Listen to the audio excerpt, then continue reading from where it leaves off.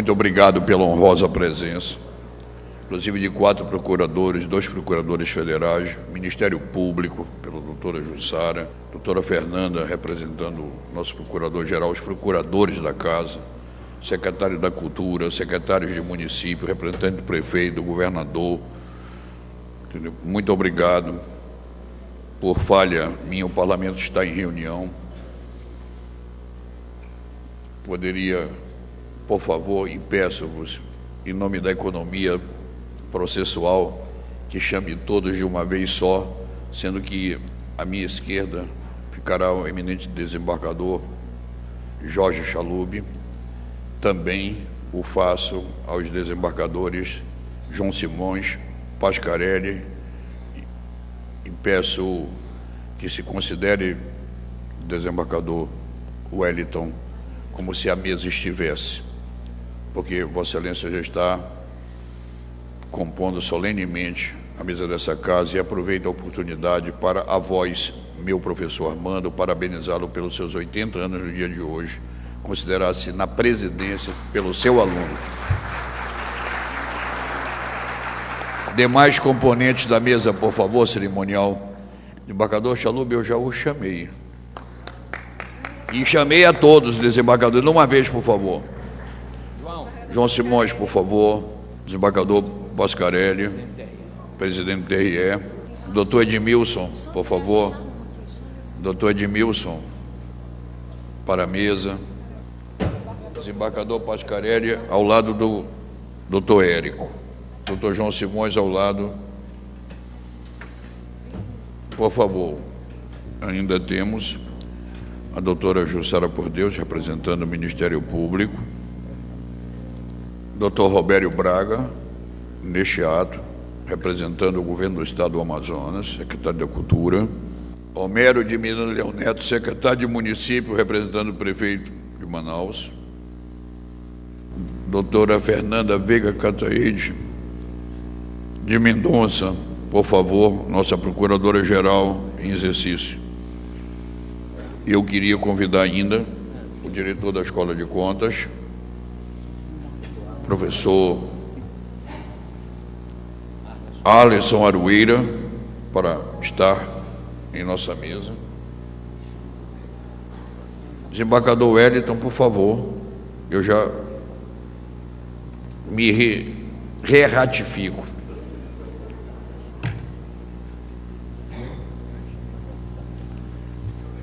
Senhor Armando, na poltrona do coração, bom dia. Esta presidência hoje pune-se em não falar, para que siga-se os versos, que quando uma voz mais alta se levanta, porque eu concedo não somente a palavra, mas a presidência a Vossa Excelência, conselheiro Érico, que assumirá os trabalhos após todos, por favor, de pé, para ouvirmos o hino nacional brasileiro.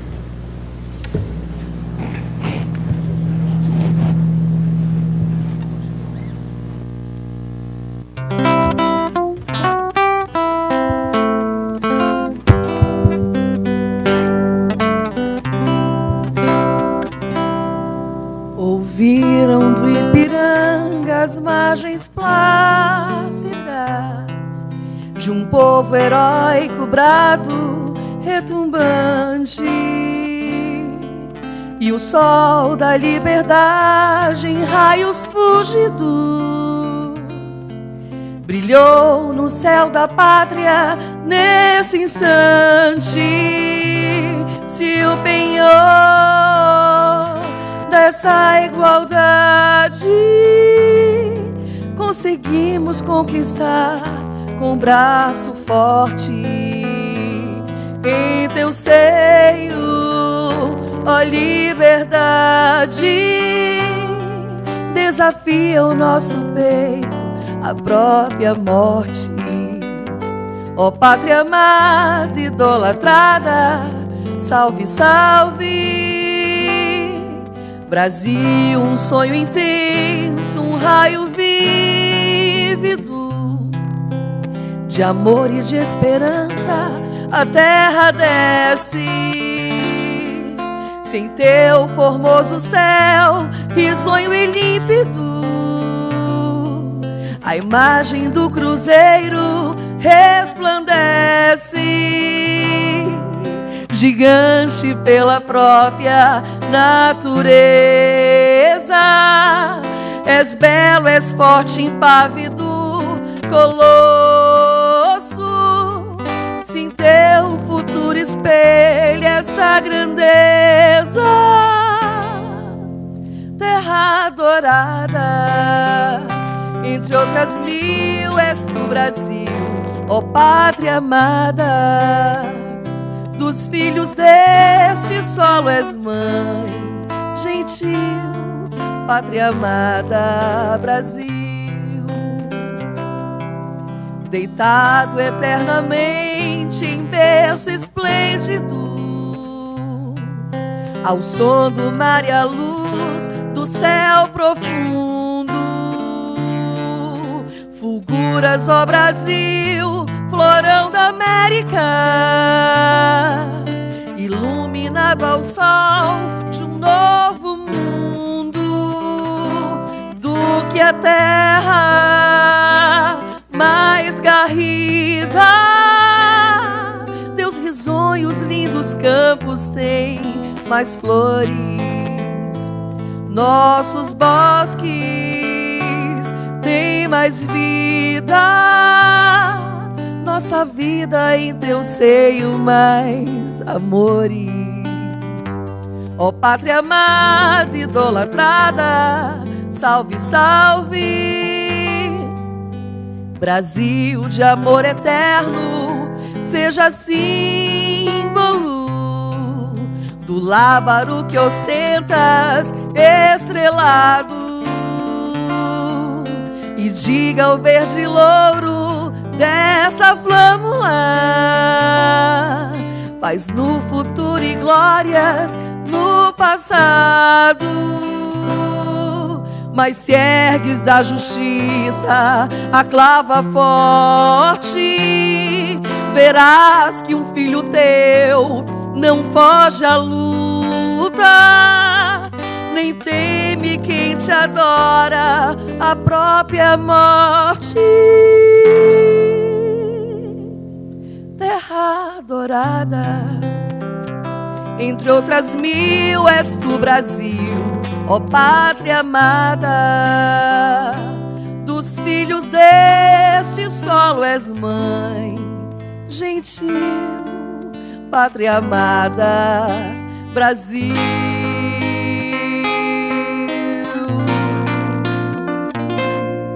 Brasil.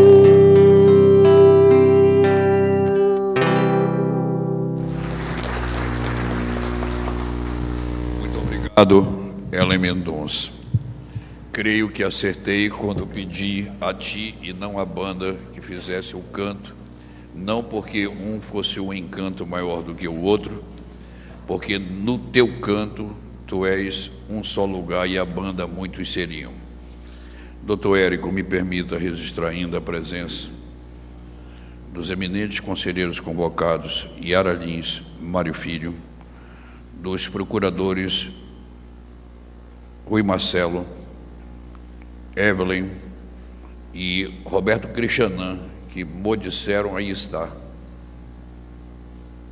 Perfeito. Também o faço ao amigo Jamil Cefaí, da imprensa oficial, e ao grande parceiro Dr. Silvestre Castro Filho, da Amazon Prev, e os demais citados. Doutor Érico, esta eu sei que é a aula inaugural e a honra e a alegria do teu retorno à casa, o que deverá ocorrer de forma oficial no dia 4 de abril, depois dessas dificuldades de recuperação em que caíste, mas levantas, e o importante é a tua volta, o teu retorno, o estar de pé. Eu quero participar a todos, como já o fiz, de comum acordo com Vossa Excelência e o eminente diretor da Escola de Conta, Alisson Aroeira, que o tribunal esteve numa maratona de cursos para os pequenos órgãos dos municípios, Departamento de Águas e Esgotos, SAAS, que tivemos uma participação maciça. Também o fizemos as previdências municipais com a presença maciça, com os presidentes de Câmara Municipal, que tem município que tem 4 prestadores grandes de conta, e ontem tivemos um encontro com todas as intempéries, como a do padre Carlos de Maués, que nem voo poderia levantar de Maués, a presença de 31 prefeitos no encontro final.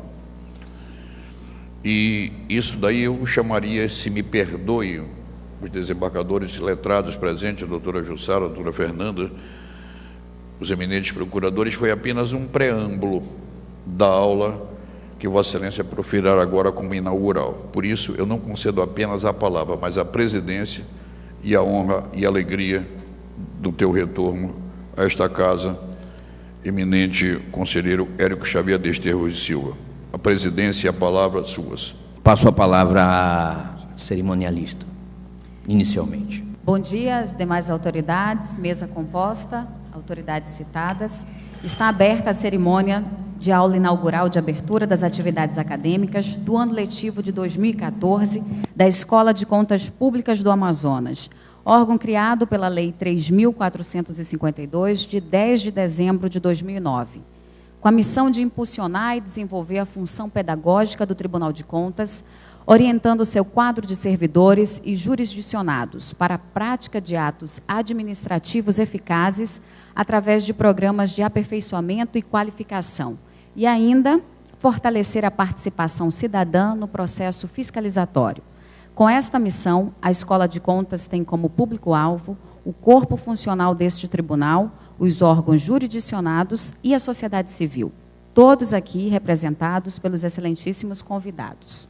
Com a palavra agora, o coordenador-geral da Escola de Contas Públicas do Amazonas, conselheiro Érico Xavier Desterros Silva, para proferir o seu discurso e apresentar o calendário acadêmico de 2014 da Escola de Contas Públicas. Bom dia a todos. Todas as autoridades já foram nominadas e, portanto, peço licença para não repetir os nomes de todos os que acorrem a esta solenidade, mas eu queria, em nome de 3 pessoas, saudar a todos. Em nome do ilustre secretário de Cultura do Estado do Amazonas, Dr. Robério Braga, representando aqui o governador do Estado do Amazonas, agradecer a sua presença e toda a colaboração que tem prestado ao Tribunal de Contas nas nossas áreas de interesse comum. Muito obrigado mais uma vez por tudo e pela sua presença. Gostaria de cumprimentar também a todos na pessoa do desembargador Pascarelli. Eu faço porque estou escolhendo 3 pessoas que têm ligação com a cultura, com a educação, que é o propósito das escolas de serviço público. Fiz inicialmente na pessoa do Dr. Robério, secretário de Cultura, e agora faço na pessoa do desembargador Pascarelli, que acumula diversas funções, entre elas a de professor, evidentemente, como eu, mas não sei se atualmente, mas o seu nome está historicamente já marcado ou ligado à Escola da Magistratura do Estado do Amazonas, em que eu, com muita honra, faço parte dos quadros. O doutor desembargador Pascarelli, que tem o seu nome ligado à Escola da Magistratura e que hoje é presidente do Tribunal Regional Eleitoral, desembargador, exerce então várias funções, mas não abandona a função do magistério, e esta que está também ligada à Escola de Serviço Público voltado para a magistratura.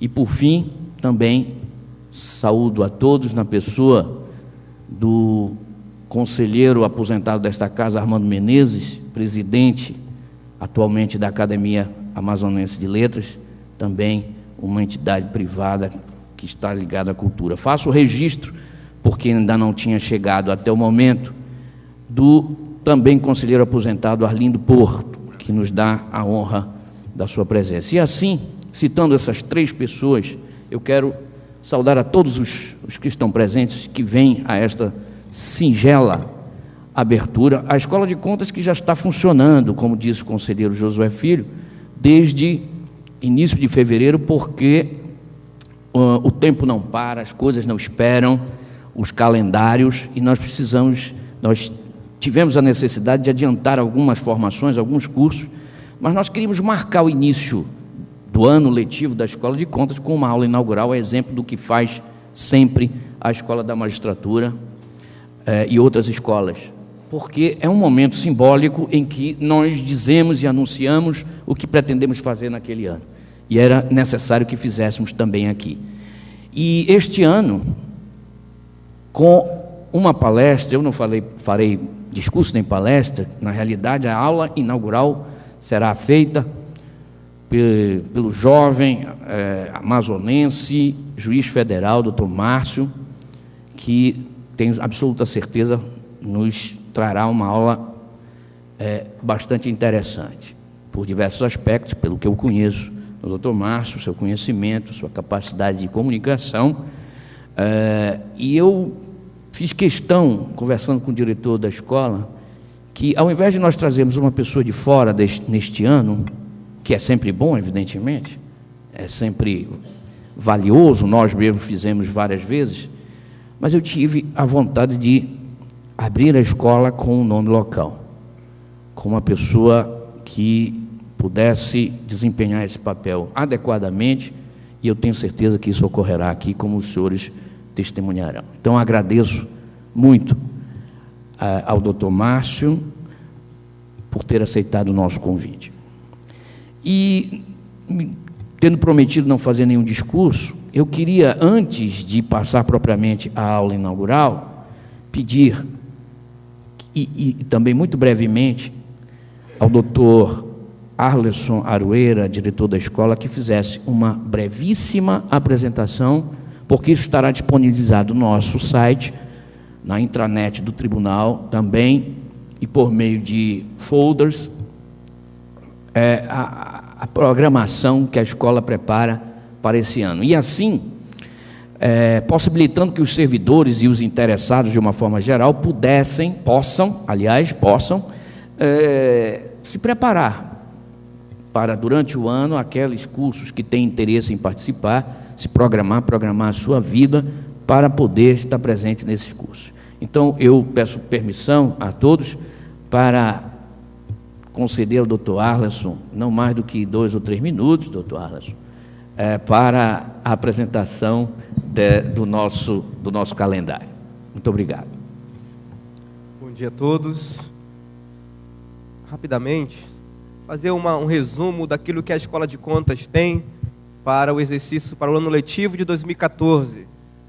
Como o próprio conselheiro Érico já falou, houve um estudo, uma preparação para que se levantasse aí, fosse elaborado um programa de capacitação. Então, são 2 programas. O primeiro deles é o programa de capacitação dos servidores do TCE. Há uma preocupação, né, de se capacitar o servidor, quer seja na atividade fim, como na área meio. A elaboração do plano anual de treinamento surgiu com a demanda apresentada pelo Comitê de Gestão por Competências, que trabalhou no passado e elaborou um plano anual de treinamento e encaminhou para a Escola de Contas. A gente aproveitou essa demanda para, então, elaborar o nosso plano anual. O levantamento de necessidade de treinamento, né? Cada setor preencheu um formulário de necessidade de treinamento e encaminhou para a escola. A partir daí, a gente já elaborou o plano. E também através de reuniões com os setores da casa. Sentamos aí com alguns diretores, com a maioria deles, para então definir qual é a necessidade do setor em relação a treinamento. A partir daí, começamos a desenvolver o plano anual de treinamento dentro de um processo de customização. Hoje a escola tem buscado isso. Então, os palestrantes, as aulas, os cursos, todos estão direcionados para o nosso plano anual de treinamento, tendo em vista a necessidade aí, né, levantada por meio dos setores. E, a partir de então, começamos a desenvolver competências gerais, né, que são destinadas a todos os servidores da casa, competências específicas ou setoriais, que vão abranger um ou mais setores. Temos aí as competências gerenciais, voltadas para os secretários, diretores, chefes, gestores da casa. Nesse ano, estamos aí planejando 4 semanas de gestão pública, né, e capacitação de servidores. A primeira, voltada para a área de direito administrativo e controle externo, a segunda para a área de tecnologia da informação, a terceira para a área de obras públicas e a quarta para a área de responsabilidade fiscal e auditoria. Temos, então, ainda a previsão de um congresso estadual de controle externo e direito administrativo com o tema Nova Contabilidade Pública. Temos ainda a previsão de um mestrado, né, em contabilidade e controladoria. Essa aí já é uma ideia vinda ainda da gestão do Dr. Júlio Pinheiro, né, gestão anterior, e vamos aqui implementar nessa gestão com previsão aí para início no mês de abril. Cursos oferecidos pelo PAT, como Oficina de Gestão de Projetos, Relação Interpessoal, diversos cursos, aí são só 2 exemplos. E temos ainda a competência gerencial, competências gerenciais voltada para o programa continuado de formação de gestores públicos. Então, o Comitê de Gestão por Competência nos deu aí 10 módulos, com variados temas. Em 2014, para os gestores da casa, teremos 4 módulos e em 2015 finalizaremos o programa com mais 6 módulos, isso nessa gestão. Ok? Em relação a ainda um programa de capacitação dos jurisdicionados, já apresentado ontem para os prefeitos, e aqui cada jurisdicionado presente recebeu um material com calendário acadêmico, onde vai poder ali ter acesso previamente toda a programação da escola. De forma resumida, é importante dizer que para os jurisdicionados ofereceremos cursos realizados pelos centros de mídia. Há uma parceria desse trabalho aí com a SEDUC, com a UEA, com a SEAD e com a Associação Amazonense de Municípios. Juntos, vamos aí unir forças para realizar cursos para todos os jurisdicionados. Para quem não sabe, a SEDUC ela tem um centro de mídia, e esse centro de mídia alcança os 61 municípios do interior. As aulas serão ao vivo e transmitidas via satélite para todos os municípios do interior do estado. Haverá cursos também realizados no polo interior, de forma diminuída, não com a intensidade como era feita, mas é mais através de oficinas técnicas. E essas oficinas técnicas terão um aspecto mais prático. No centro de mídia, as aulas serão teóricas e, no interior, as oficinas técnicas. E os cursos realizados aqui na sede do tribunal, tanto para os servidores da capital, como aqueles cursos maiores, de maior ali, amplitude, onde convidaremos também os jurisdicionados para se fazerem presentes. Muito obrigado. Essas são as palavras, conselheiro. Obrigado, doutor Arleson. Eu apenas, então, quero também registrar que esta aula e tudo isto está sendo, neste momento, transmitido ao vivo, via satélite, para todos os municípios do interior do Amazonas, pelo sistema que o doutor Arleson acabou de mencionar, e por isso mesmo quero agradecer também à Secretaria do Estado de Educação por essa parceria, que é muito interessante para todos nós.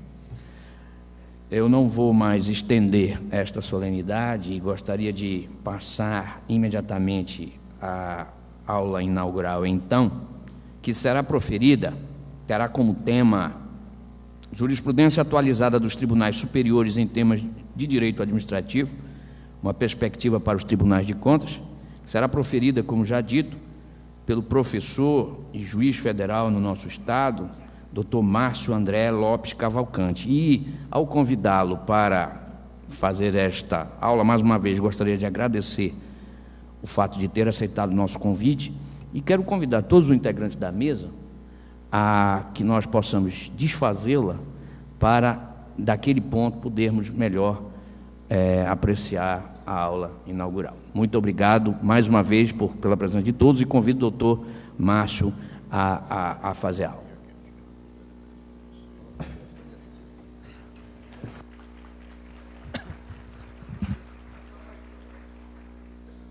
Bem, um bom dia a todos.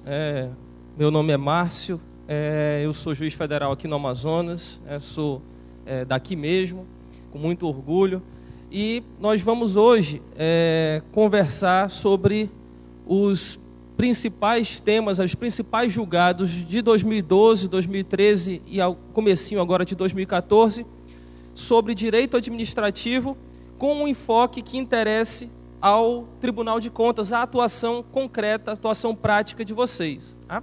No entanto, antes de eu começar a exposição, eu gostaria de mais uma vez agradecer ao Harlison, agradecer ao conselheiro Érico, né, pelo convite.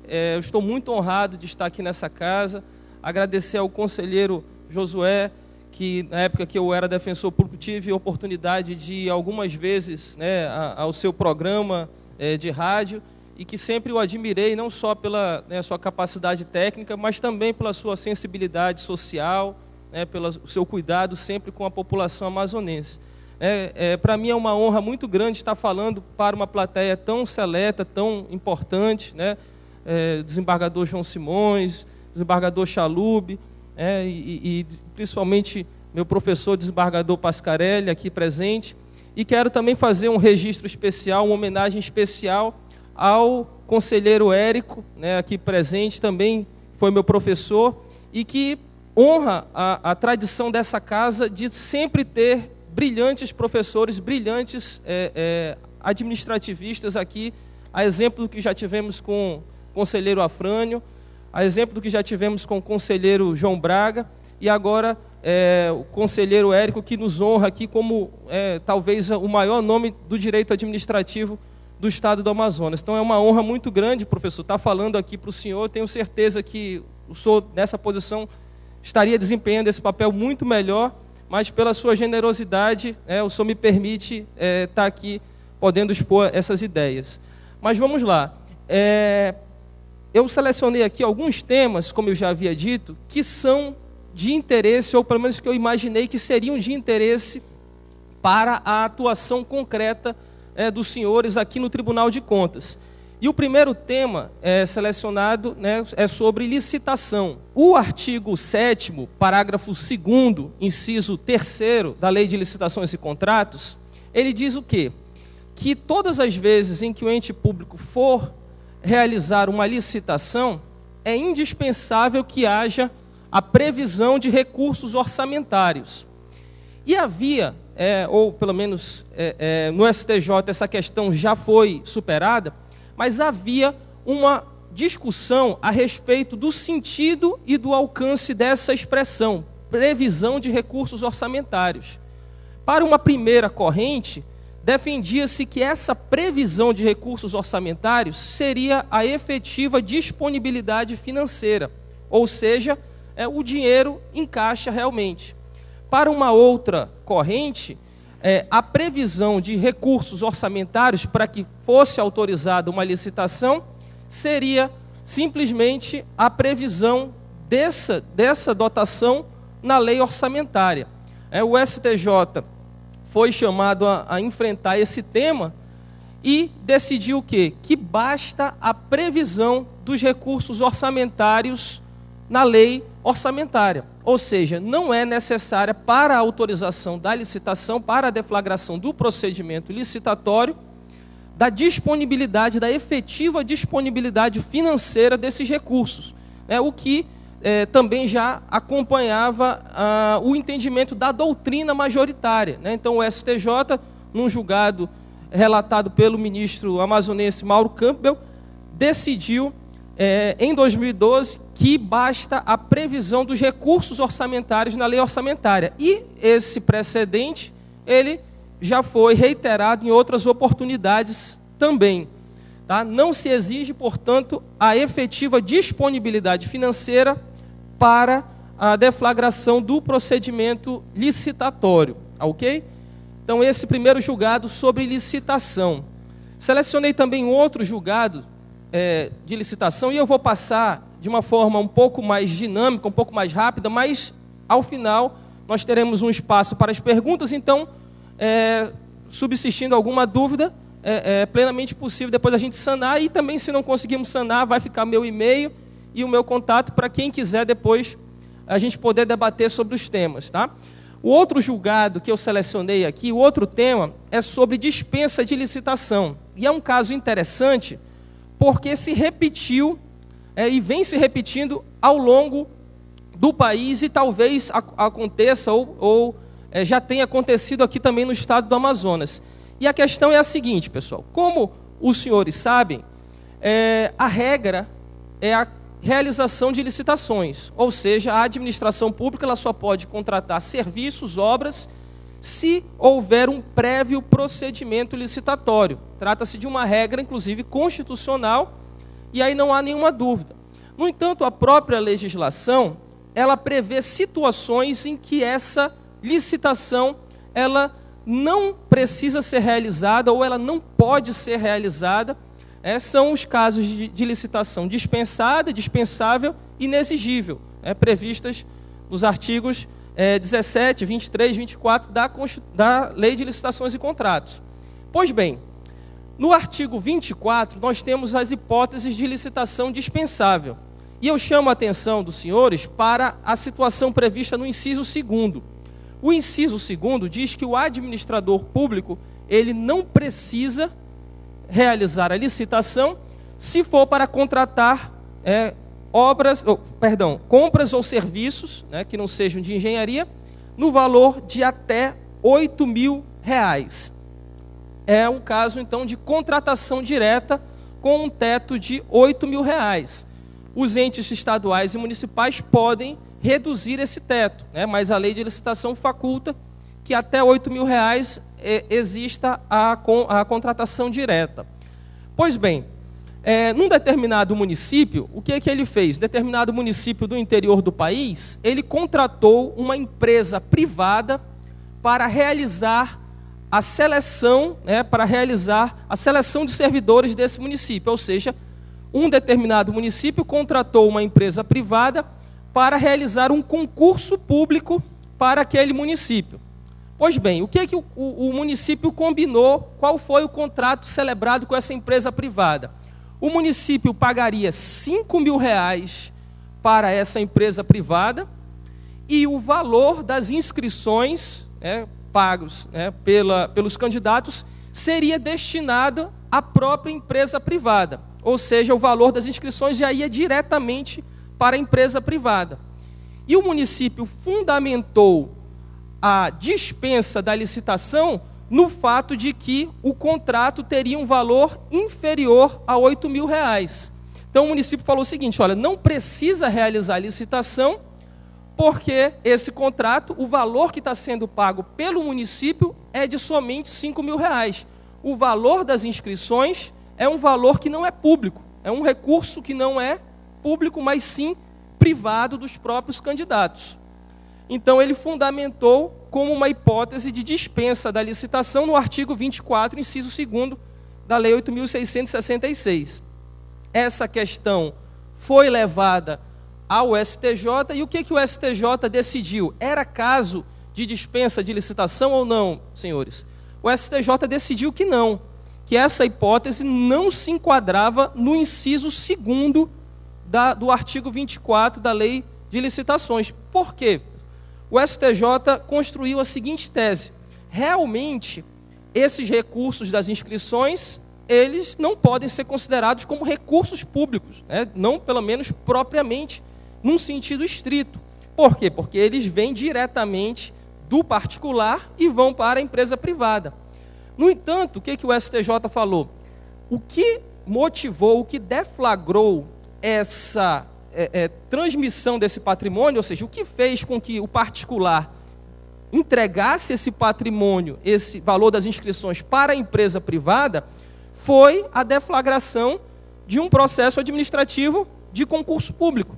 Ou seja, existe aí um interesse público primário em que esse valor das inscrições ele seja destinado para uma empresa com uma ampla concorrência, ou seja, é necessária a licitação, porque nós vamos estar tratando aí com vultosas quantias, e o princípio da impessoalidade, o princípio da ampla competitividade exige que haja licitação.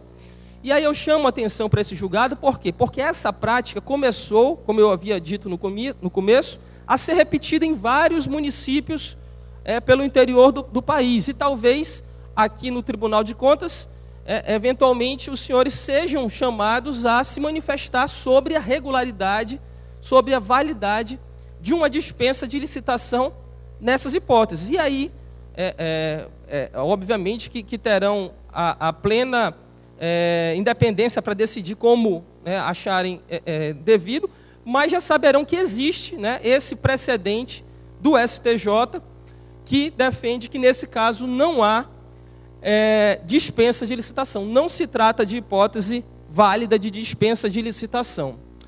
Continuando agora, deixamos a licitação de lado e passamos aos contratos administrativos. E vamos tratar sobre a regularidade fiscal durante o contrato administrativo. Como os senhores sabem, a Lei de Licitações e Contratos e a própria Constituição Federal, lá no artigo 195, ela exige que qualquer pessoa que vá contratar com o poder público, ela não pode ter débitos nem com a Fazenda Federal, nem com a Fazenda Estadual, nem com a Fazenda Municipal. A isso nós damos o nome de regularidade fiscal. Então, uma empresa que vai participar de um procedimento licitatório, uma empresa que vai assinar um contrato administrativo, ela não pode possuir débitos com as fazendas públicas, né? Então, é o requisito da regularidade fiscal. E aí, a primeira pergunta que eu faço aos senhores: esse requisito da regularidade fiscal, ele é exigido somente no momento da licitação e no momento da assinatura do contrato, ou se o contrato for de prestação continuada, se for um contrato de longa duração, essa exigência da regularidade fiscal, ela é exigida durante toda a execução do contrato? A resposta é sim. Tá? Então, a regularidade fiscal, ela não só é exigida na licitação, na assinatura do contrato, mas também durante toda a execução do contrato. Onde é que está previsto isso? No artigo 55, inciso 13 da Lei 8.666, quando diz que durante toda a execução do contrato, todas as condições de habilitação e qualificação são também exigidas. Então, tudo bem, chegamos a essa primeira premissa, essa primeira conclusão, sem nenhum problema. Agora, imaginem a seguinte situação, senhores. Uma empresa participou de uma determinada licitação. Ela foi vencedora desse procedimento e foi contratada, né, assinou um contrato administrativo para prestar o serviço durante 12 meses. Obviamente que para ela ter participado da licitação, ela apresentou todas as certidões negativas de débito durante a fase de habilitação. Ela também teve que provar regularidade fiscal na assinatura do contrato e ela vai ter que manter a regularidade fiscal durante esses 12 meses. Ocorre que, no terceiro mês da execução do contrato, essa empresa começa a apresentar dívidas com o poder público. Essa empresa, no terceiro mês de contrato, torna-se inadimplente com a Fazenda Federal, por exemplo. Nesse caso, vamos dizer o seguinte: o que a administração poderá fazer? A administração pública pode deixar de pagar a contraprestação mensal devida a essa empresa por conta do contrato, até que ela volte a ter regularidade fiscal? Ou seja, a empresa está prestando os serviços normalmente. Ela apresentou uma dívida com o poder público. A administração pública contratante pode suspender o pagamento, né, da remuneração dessa empresa, pode suspender a contraprestação dessa empresa até que ela volte a ter regularidade fiscal? O que os senhores acham? O STJ decidiu que não. Tá? Então, reiterados julgados do STJ vem decidindo que não é possível a retenção desse pagamento. E qual é o argumento utilizado pelo STJ? O STJ diz que a Lei 8.666 não autoriza essa prática. Não existe nenhum dispositivo legal que permita a retenção do pagamento desses valores. E, não havendo nenhuma previsão legal expressa para essa prática, vigora, no caso, o princípio da legalidade no direito administrativo. Qual é o princípio da legalidade? Qual é o sentido do princípio da legalidade no direito administrativo, senhores? o administrador público só está autorizado a fazer alguma coisa se houver uma previsão legal. É o contrário, é o inverso do princípio da legalidade no âmbito das relações privadas. Então, para o STJ, a Lei 8.666 não autoriza a retenção desse pagamento. Logo, o administrador não pode, havendo essa omissão da lei, reter o pagamento da prestação mensal devida à empresa por força do contrato. Aí os senhores me perguntam, mas e aí, o que vai acontecer? Ele vai continuar recebendo, mesmo estando em débito com a administração pública? Como conciliar essa situação com a obrigatoriedade da regularidade fiscal durante toda a execução do contrato? O STJ deu a solução. Ele disse o seguinte, que a lei de licitações autoriza duas alternativas para o administrador público nesse caso. Ele pode impor penalidades ao contratado, nos termos do artigo 87, ou então ele pode até mesmo rescindir o contrato, no caso dessas penalidades não surtirem o efeito desejado. Então, reter o pagamento não é possível, mas é possível, e na verdade mais do que é possível, é um poder-dever da administração, impor penalidades pelo fato de a regularidade fiscal não estar sendo observada durante a execução do contrato. Tudo bem, senhores? Vamos em frente. O outro tema agora é contrato sem licitação declarado nulo. Interessante precedente do STJ que eu trago aqui para os senhores. A questão foi a seguinte: um determinado município do interior do Brasil, ele contratou um escritório de advocacia, um advogado particular, para que esse advogado realizasse a cobrança de créditos tributários. Então, ao invés de se valer de uma procuradoria municipal, o município contratou um escritório privado para realizar a cobrança dos créditos tributários. Esse contrato ele foi depois declarado nulo. Por que declarado nulo? Dois fundamentos principais. O primeiro deles, não se constatou que esse escritório de advocacia, que esse profissional de advocacia contratado, ele tivesse notória especialização. Ou seja, não poderia ter sido contratado com base no artigo 25, inciso 2º da Lei de Licitações e Contratos. Tratava-se de um escritório de advocacia comum, sem uma notória especialização que tornasse aquele serviço singular, aquele serviço inexigível de competição. Segundo fundamento, a cobrança de créditos tributários é uma atividade típica do Estado. É uma atividade que não pode ser delegada para um escritório de advocacia particular. Ela tem que ser feita por servidores estatutários. Então, além da dispensa de licitação, da inexigibilidade de licitação ter sido feita de maneira equivocada, o serviço que foi terceirizado, o serviço que foi repassado a um particular, ele deveria ser realizado por servidores estatutários. Então, em suma, o contrato, por exemplo, era de 2 anos. Durante 2 anos, esse escritório de advocacia deveria fazer a cobrança dos créditos tributários. Aí, lá por volta dos 12 meses, foi declarado o contrato nulo. E aí, o que aconteceu, senhores? O município falou o seguinte: olha, eu não vou pagar pelos serviços que já foram executados. Já que o contrato foi declarado nulo, ele não produziu nenhum efeito, e todo esse tempo que o escritório de advocacia prestou serviços, todos esses meses que o escritório de advocacia prestou esse serviço de cobrança, eles não valem nada, e eu não vou pagar por esse serviço para o contratado. Aí o advogado não gostou e entrou com o quê? Com uma ação de cobrança, pleiteando esses valores, pleiteando o quê? Os meses em que ele trabalhou, mas que ele não foi remunerado por esse serviço. E o que o escritório de advocacia, o que esse advogado alegou como argumento? o princípio do enriquecimento sem causa.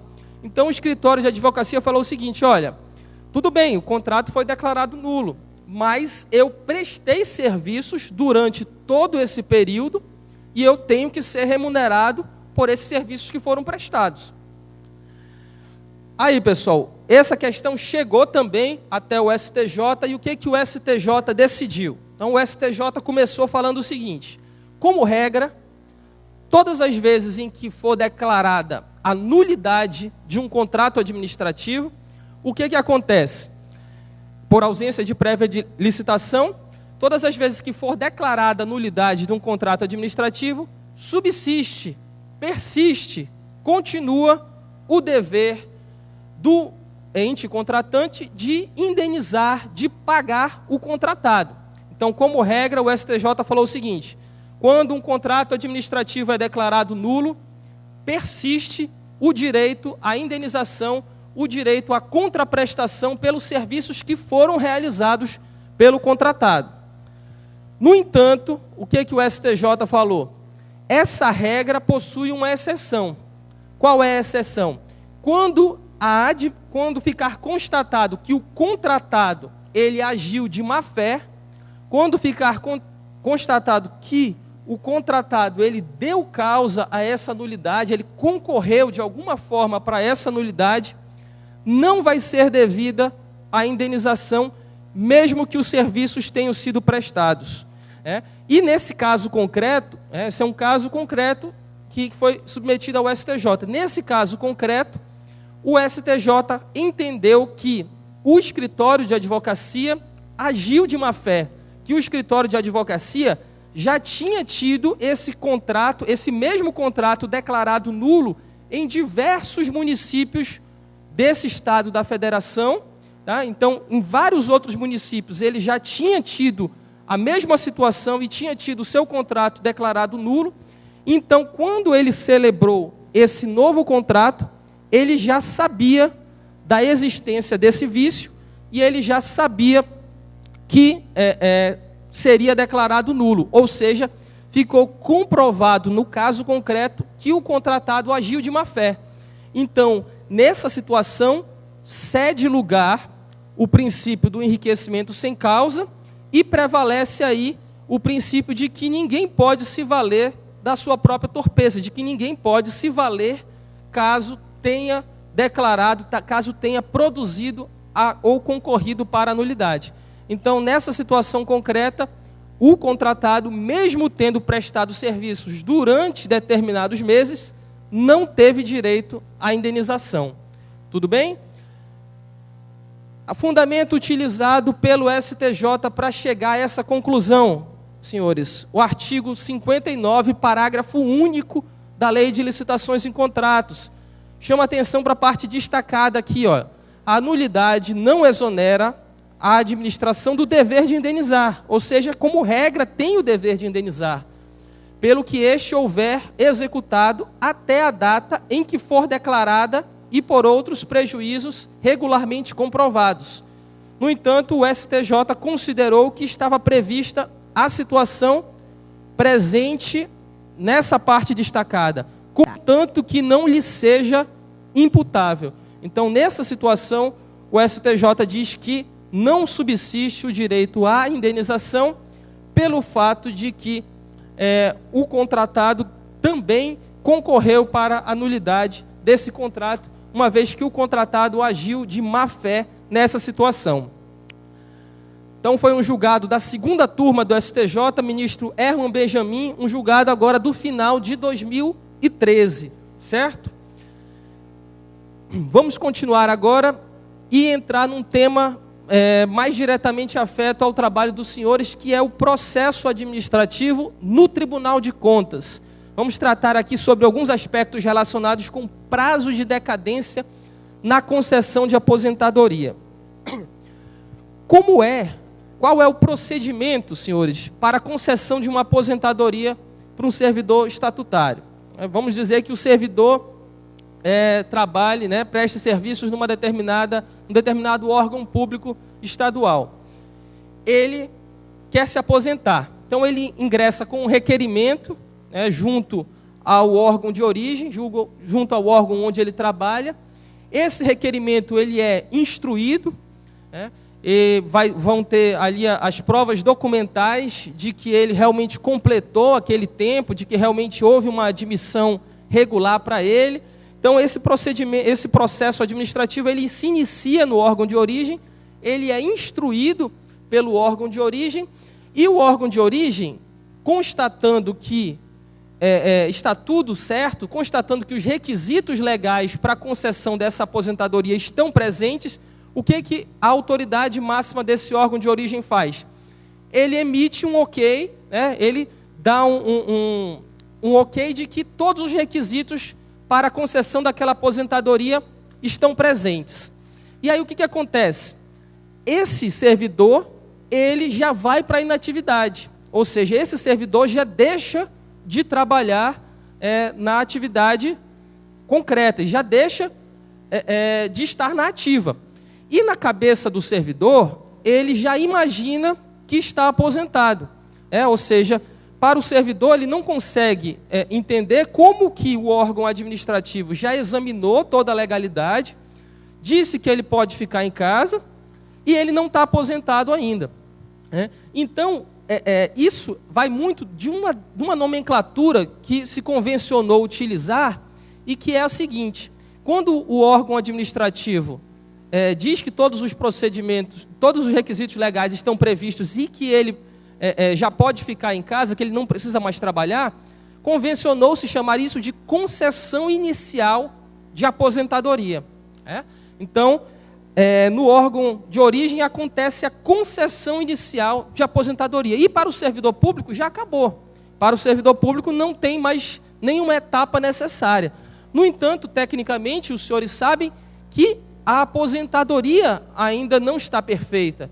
O procedimento de aposentadoria ainda não está acabado. Por quê, pessoal? Porque esse processo de aposentadoria, ele ainda vai ser remetido para o Tribunal de Contas, para que o Tribunal de Contas faça a análise da regularidade, ou seja, a análise da legalidade dessa concessão inicial de aposentadoria. E enquanto o Tribunal de Contas não fizer essa análise, esse exame da legalidade da concessão inicial de aposentadoria, não existe aposentadoria. Então, essa concessão inicial de aposentadoria, vamos fazer aqui um paralelo, como se fosse um processo judicial, é como se fosse uma concessão liminar, é como se fosse uma tutela antecipada para o servidor, mas não significa ainda que ele tenha conseguido a aposentadoria. Esse procedimento ainda vai precisar do aval, vai precisar ainda da manifestação de vontade do Tribunal de Contas.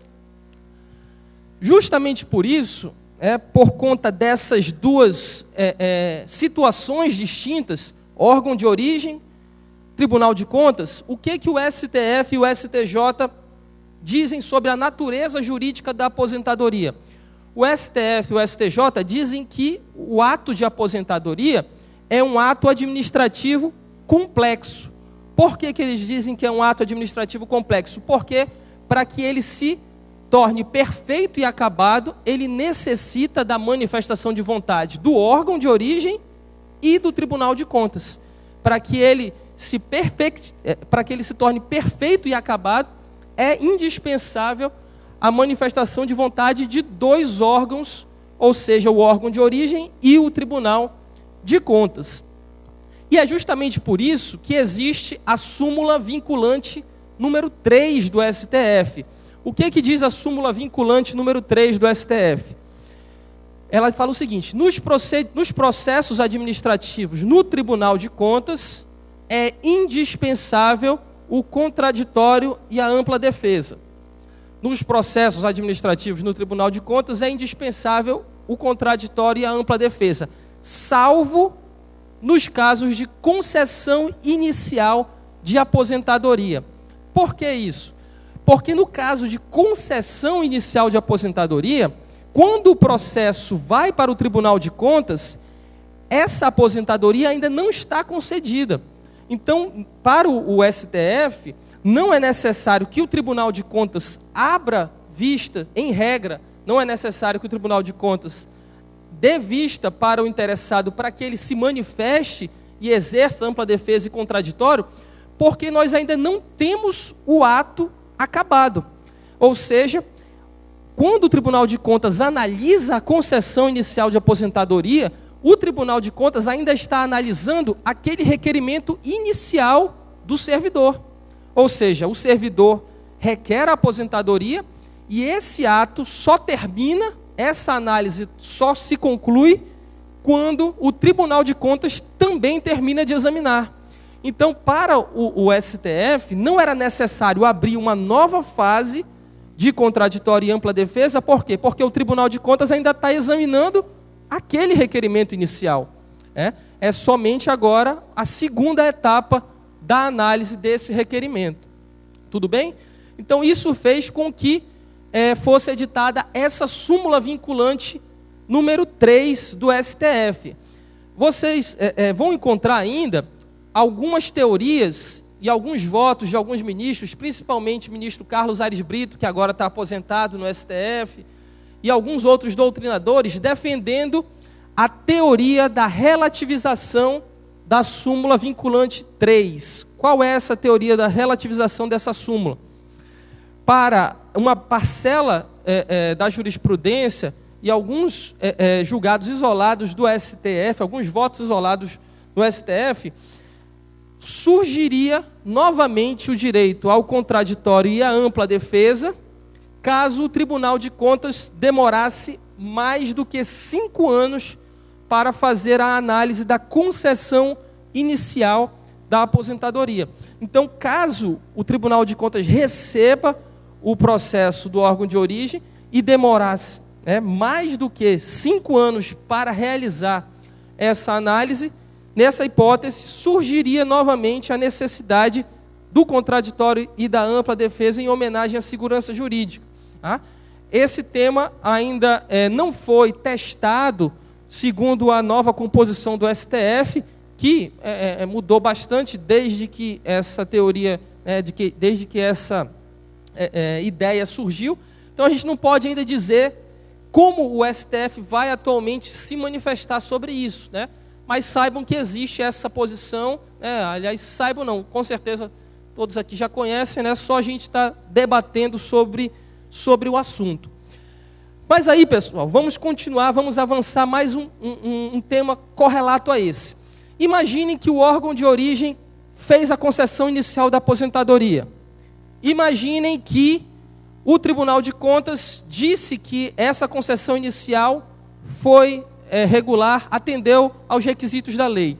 Nessa hipótese, a aposentadoria é finalmente concedida, tal como um ato complexo que o STF e o STJ dizem que ele é. Nessa hipótese, se posteriormente, ou seja, depois de 3 anos em que a aposentadoria foi concedida, foi julgada regular pelo Tribunal de Contas, 3 anos após isso, descobre-se que aquela aposentadoria ela não atendia os requisitos da lei. Ou seja, depois que o Tribunal de Contas disse que a aposentadoria estava regular, que estava tudo certo, descobriu-se que, na verdade, havia uma ilegalidade e que o servidor não poderia ter sido aposentado. É possível que essa situação seja revista? É possível que haja a anulação daquele ato de concessão da aposentadoria? Sim, é possível com base no poder ou no princípio da autotutela administrativa, que está cristalizado em 2 súmulas do STF, a mais completa, a súmula 473 do Supremo Tribunal Federal. Então é possível sim que mesmo depois de o Tribunal de Contas já ter examinado a legalidade da aposentadoria, haja a autotutela, haja a invalidação desse ato de aposentadoria. No entanto, o que o STJ e o STF vêm decidindo? Que existe um prazo para que isso ocorra. Então, ao apreciar situações assim no âmbito federal, o STF já decidiu que, para que haja o poder de autotutela da administração pública na aposentadoria já concedida, é indispensável que esse poder de autotutela ocorra no prazo máximo de 5 anos.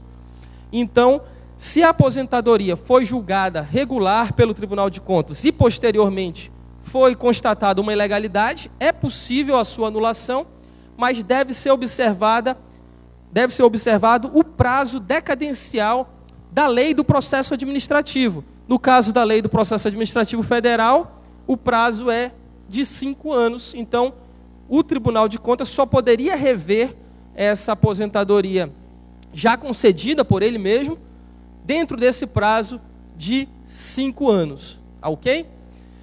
Continuando agora um tema correlato a esse, ainda tratando sobre prazo e auditoria. Imaginem a seguinte situação, senhores. Em 2005, o Tribunal de Contas da União, ele realizou uma auditoria em um determinado órgão federal. Tá? Isso é um caso concreto.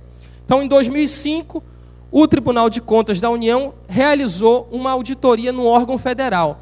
E ele constatou que foi concedido um pagamento indevido para um servidor.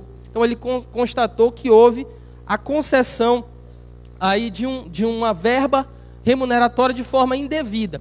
E aí o Tribunal de Contas da União, ele anulou esse ato, essa decisão administrativa do órgão que concedeu essa gratificação e determinou a devolução dos valores. Ocorre que esse pagamento ocorreu em 1996, ou seja, a decisão do Tribunal de Contas foi em 2005 e o pagamento indevido à decisão administrativa questionada tinha acontecido em 1996.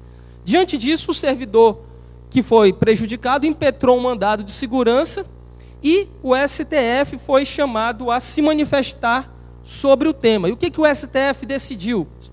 O STF decidiu que o prazo decadencial do processo administrativo federal, ele se aplica também para as auditorias realizadas pelo Tribunal de Contas. Se aplica também para um procedimento de tomada de contas especial instaurado pela Corte de Contas. Ou seja, o Tribunal de Contas, nesse caso concreto, segundo o STF, não poderia ter anulado aquele pagamento, aquele ato administrativo que autorizou o pagamento da remuneração, da gratificação ao servidor. Por quê?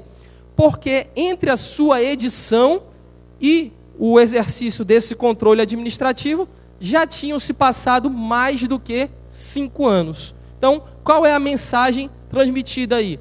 É que o prazo decadencial previsto nas leis de processo administrativo, ele também se aplicaria, segundo o STF, para as auditorias, para os procedimentos de controle realizados pelo Tribunal de Contas. Ok? O julgamento de 2013, relator ministro Marco Aurélio. Vamos lá, pessoal. Continuando ainda, para que vocês não percam muito tempo aí, vamos passar agora a um tema também bastante interessante, que é condenação ou absolvição em processo administrativo disciplinar e os seus efeitos sobre o processo administrativo no Tribunal de Contas. Então, imaginem a seguinte situação. Um determinado servidor público federal, ele era o ordenador de despesas daquele órgão. E foram constatadas algumas possíveis irregularidades na prestação de contas naquele órgão. A administração pública federal instaurou um PAD, ou seja, instaurou um processo administrativo disciplinar para apurar a conduta desse servidor. O PAD transcorreu normalmente e, ao final, ele foi absolvido. Então, foi instaurado um PAD e o servidor foi absolvido. Com base nesses mesmos fatos, o Tribunal de Contas da União instaurou uma tomada de contas especial naquele órgão, para apurar todas essas situações também. E antes de o procedimento no Tribunal de Contas ser encerrado, antes que a tomada de contas no Tribunal de Contas fosse finalizada, o servidor público foi absolvido no PAD. Então ele ingressou com um pedido no Tribunal de Contas dizendo o seguinte: olha, como eu já fui absolvido aqui no PAD, esse procedimento no Tribunal de Contas tem que ser encerrado e eu também tenho que ser absolvido aqui. porque eu já fui absolvido no PAD. Né? E aí, o que aconteceu? O Tribunal de Contas da União concordou com essa tese do servidor? Não concordou, e ele foi condenado a ressarcir o erário na tomada de contas especial. Então, ele foi absolvido no PAD, mas foi condenado no procedimento de tomada de contas especial relacionados com os mesmos fatos no TCU. E aí, senhores, ele obviamente recorreu dessa decisão, ele tomou as medidas judiciais contra essa decisão. E aí, o que a jurisprudência, o que os tribunais superiores decidiram sobre isso? Segundo o STF, o TCU agiu corretamente. Por quê? Porque, segundo o STF, o TCU, o Tribunal de Contas em geral, ele não se vincula às conclusões do PAD. Ou seja, ele não se vincula ao resultado do processo administrativo disciplinar. E, obviamente, que não. Onde já se viu o Tribunal de Contas, que tem como sua função precípua o controle, função precípua e constitucional do controle da regularidade de contas, ele não poderia estar vinculado às decisões do processo administrativo disciplinar interno do órgão. Então, o STF decidiu que há, nesse caso, uma independência das instâncias, mesmo sendo instâncias administrativas. O PAD é uma coisa, a tomada de contas especial é outra. Por quê? Porque a finalidade dessas apurações, essas finalidades são diferentes. No PAD, nós estamos examinando aí aspectos funcionais, aspectos relacionados com o estatuto daquele servidor, e no procedimento de tomada de contas, a análise é outra, o enfoque é outro, porque nós estamos analisando, na verdade, a rigidez, a solidez do erário das contas públicas. E aí, o STF, inclusive, mencionou, como obter dicto, como um dos argumentos para chegar a essa conclusão, a súmula 86 do TCU, que diz que as conclusões do PAD, elas servem apenas como elemento subsidiário, elas servem apenas como elementos indiciários para auxiliar o Tribunal de Contas no exercício das suas atribuições, mas elas, de maneira alguma, vinculam a Corte de Contas para decidir dessa ou daquela maneira. Vamos lá agora, pessoal, falar sobre um outro tema, que é a execução de multa aplicada pelo Tribunal de Contas. Os senhores provavelmente trabalham até a parte administrativa, até a parte interna do Tribunal de Contas, ou seja, há um julgamento das contas, e aí pode haver uma aplicação de multa, uma determinação para ressarcimento ao erário, enfim. E aí termina, em regra, a atuação dos senhores. Mas e aí, o que acontece depois disso? Quando o Tribunal de Contas aplica uma multa a um agente público, quando o Tribunal de Contas aplica uma multa ao administrador, qual é a próxima etapa aí? Ele vai ser intimado a pagar esse valor, e caso ele não pague, o que vai acontecer, pessoal? Nessa situação, o acórdão do Tribunal de Contas que determine o pagamento de uma multa, ele é classificado pela própria Constituição Federal como um título executivo extrajudicial. O parágrafo 3º do artigo 71 diz que o acórdão do Tribunal de Contas que condena o administrador público, o agente público a pagar uma multa, por exemplo, ele tem eficácia de título executivo extrajudicial. O que significa isso na prática? Significa que esse acórdão ele pode ser diretamente executado no Poder Judiciário. Então, de posse desse acórdão, é possível a execução direta contra o devedor, caso ele não cumpra espontaneamente a obrigação lá definida. E aí eu chamo a atenção disso, por quê? Porque é importante que os senhores, ao auxiliarem no momento da elaboração dos acórdãos, procurem fazer com que fique de maneira muito líquida, certa, a obrigação do administrador público. Ou seja, no momento de condenar o administrador, no momento da lavratura do acórdão do Tribunal de Contas, é importante que esse acórdão ele exponha de maneira precisa o agente responsável pelo dano e o valor líquido e certo desse dano. Por quê? Porque esse título já vai ser executado no Poder Judiciário. Então, essa dívida tem que estar descrita de maneira muito clara para que ela possa ser imediatamente cobrada no Poder Judiciário, caso não haja o cumprimento espontâneo. Aí uma outra pergunta que poderia surgir. Esse acórdão do Tribunal de Contas, antes de ser executado, ele precisa ser inscrito em dívida ativa? Ou seja, como se fosse uma dívida tributária, é preciso que seja lavrada que ele seja inscrito no livro de dívida ativa, seja lavrada uma CDA? É preciso a inscrição no livro de dívida ativa dos acórdãos do Tribunal de Contas, pessoal? Resposta: não. Não há necessidade. Por quê? Porque os acórdãos do Tribunal de Contas, eles já possuem, por força constitucional, eficácia executiva. Então, não é necessário passar ainda por um procedimento de inscrição na dívida ativa. Não há necessidade disso. E uma outra dúvida que também poderia surgir para os senhores. O procedimento, agora tratando de processo civil, o procedimento para a execução do acordo do Tribunal de Contas, ele observa a lei 6830, ou seja, é uma execução fiscal, a cobrança de uma dívida imposta no acordo do Tribunal de Contas?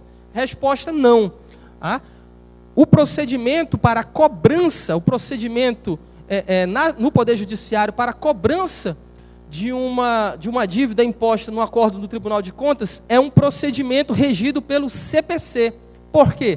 Porque o acordo do Tribunal de Contas não é uma certidão de dívida ativa, não precisa ser inscrito em dívida ativa, ele é executado diretamente e é regido pelo próprio CPC. Tá ok? Vamos continuar ainda, já caminhando para o fim, para não cansá-los. O tema seguinte é concurso público e requisitos previstos no edital. É muito comum, é uma atividade precípua aqui do Tribunal de Contas, dos senhores, o exame da legalidade, e isso é muito importante, o exame concomitante da legalidade dos editais de concurso público. E aí, felizmente, a gente observa várias vezes notícias do que o Tribunal de Contas vem impugnando e vem conseguindo a suspensão de certames que estão sendo realizados no Estado, quando esses certames não estão de acordo com a legislação, né? E aí eu trouxe justamente por isso, pensando em contribuir com essa atividade dos senhores, um julgado interessante do STJ a respeito de concurso público e requisitos previstos no edital. A situação examinada pelo STJ foi a seguinte: determinado município, ele abriu um concurso público para professores. E aí, no edital do concurso público, ele exigiu que os professores, para que tomassem posse, eles tivessem pós-graduação. Ou seja, ele exigiu que eles tivessem especialização, lato sensu. Então, só poderia assumir, só poderia tomar posse se tivesse pós-graduação. Ocorre que a lei estadual que regulava essa carreira, ela previa que os professores daquela unidade administrativa, daquele município, eles bastavam ter o ensino superior, bastavam ser bacharéis em pedagogia. Então, não havia nenhuma menção na lei estadual sobre essa exigência de pós-graduação. E aí, o que aconteceu? Essa questão foi parar também no STJ, e o que o STJ decidiu? Que essa previsão, que essa exigência do edital era ilegal. Por quê? Porque essa exigência do edital, ela violava a lei da carreira. E por que isso, pessoal? Porque a Constituição Federal, ela estabelece que os requisitos do cargo, eles devem ser previstos obrigatoriamente em lei. Então, não pode haver nenhum requisito no edital para aquele cargo, para aquela função, se não houver uma previsão expressa em lei. Então, nesse caso, foi declarada nula, essa previsão no edital, e prevaleceu o requisito que era previsto somente na lei, um julgado também aí do começo de 2013 do STJ. continuando ainda sobre o tema concursos públicos, determinado concurso para oficial da Polícia Militar, ele disse o seguinte: olha, mulheres não podem participar. Então, um caso concreto também, aqui do Mato Grosso do Sul, o edital do concurso público disse que as mulheres não poderiam participar do concurso de oficial da Polícia Militar. E aí, pessoal, essa exigência, ela é constitucional? É possível fazer essa exigência, né? O STF, nesse caso concreto, decidiu que essa vedação à participação de mulheres em um concurso de oficial da Polícia Militar violava o princípio da isonomia, uma vez que não havia nenhuma justificativa, nenhum discrimine razoável para que as mulheres não pudessem participar desse concurso. E decidiu acertadamente, né, o ministro Gilmar Mendes. Mas vamos entender um pouco melhor essa situação, pessoal. É possível haver distinção entre homens e mulheres em concurso público? Qual é a regra? A regra é que não. A regra é que não é permitida a distinção entre homens e mulheres, entre sexo, entre idade, em concursos públicos, né, na admissão de servidores públicos. Isso é, inclusive, uma regra constitucional, prevista no artigo 7º, inciso 30, que é aplicável à administração pública por força do artigo 39, parágrafo 3º. Desse modo, em regra, não são permitidas distinções entre homens e mulheres. No entanto, como quase tudo no direito, né, existe a regra e existem as exceções. E, excepcionalmente, são permitidas distinções, mas desde que essas distinções, essas diferenças, elas estejam, previstas em lei, 2, que haja uma proporcionalidade, uma razão justificada que motive essa distinção. E aí, um exemplo de distinção justificada, né? Vamos dizer que seja feito um concurso público para agentes penitenciários de uma penitenciária masculina, né? Aí, nesse caso, obviamente, um exemplo hipotético, seria permitido que não fosse autorizada a participação de mulheres. Por quê? Porque a própria função não recomendaria que as mulheres tratassem diretamente com os presos. De uma outra forma também, se fosse realizado um concurso para uma penitenciária feminina, o recomendável é que os homens fossem vedados a participação dos homens nessa situação. E assim você pode imaginar outras situações em que essa distinção seja baseada em um motivo juridicamente razoável, e aí sim é possível. Mas, como regra, essa distinção não é permitida, essa distinção seria inconstitucional. Tá ok? Outro tema que também está na moda, outro tema que também está sendo bastante discutido e que os senhores podem se debruçar aqui ao analisar editais de concurso público, e é o seguinte: um caso concreto, e depois desse houve vários no STF, no STJ, uma determinada candidata foi aprovada no concurso público. E aí, depois de 2 anos em que ela foi aprovada, ela foi convocada a trazer os seus documentos para o órgão, e essa convocação foi feita somente pelo Diário Oficial. Então, como ela não lia o Diário Oficial, ela perdeu o prazo e não apresentou os documentos exigidos, portanto, ela não ingressou no serviço público.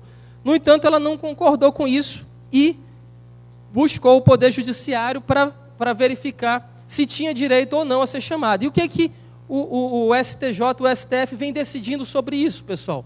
O STF e o STJ, e isso é uma posição pacífica atualmente, dizem o seguinte: que se a convocação dos candidatos aprovados ela demorar muito tempo para ocorrer entre a data do resultado e a data da convocação, então, se for passado 1, 2 anos entre a data do resultado do concurso e a data da convocação, essa convocação dos candidatos aprovados não pode ser feita apenas pelo Diário Oficial. Ela deve ser feita por outros meios, né, de comunicação direta, de comunicação pessoal, como e-mail, como telefone, ou mesmo pela televisão, pelo rádio, enfim, viola o princípio da publicidade a convocação de candidatos aprovados em concurso público feita somente por diário oficial, se decorrido um prazo muito grande entre a data da publicação do resultado e a convocação. E existem outros precedentes do STF, do STJ, avançando sobre o tema e dizendo o seguinte: se todas as etapas do concurso público, se as outras etapas do concurso público houve convocação por diário oficial e convocação por e-mail, convocação por telefone, outras formas de convocação, na hora da nomeação também vai ter que ser necessária a convocação por esses outros meios. Tá? Então, se a administração pública criou uma legítima confiança, né, no candidato, de que todas as vezes em que ela ia convocar o candidato, ela fazia por meio do diário oficial e também de outras formas de comunicação, no momento da nomeação, essa convocação também tem que ser feita por essas outras formas. Por quê? Porque ela gerou essa legítima confiança no candidato de que ia ter essa forma de comunicação também também por outros meios que não o diário oficial, tá certo? Isso aí é baseado no princípio da confiança, né? Então a administração pública não pode assumir um comportamento contraditório, ela não pode assumir um comportamento contra os atos que ela já vinha normalmente praticando, né? A gente chama isso de venire contra factum próprio. A administração pública não pode agir de maneira contrária a um comportamento por ela assumido anteriormente. Então, esse julgado que eu selecionei para vocês aqui, do ministro Mauro Campbell, também, final de 2012, do STJ. Vamos aí avançar para que a gente não extrapole muito o nosso tempo, e vamos tratar agora aqui sobre a acumulação de cargos e jornada semanal superior a 60 horas. Que história é essa? Vamos entender melhor. A Constituição Federal, ela permite ou ela nega ou ela veda a acumulação de cargos ou empregos públicos, pessoal. A Constituição Federal, ela, como regra, veda que uma pessoa acumule 2 cargos ou empregos públicos. No entanto, a Constituição Federal prevê 3 exceções.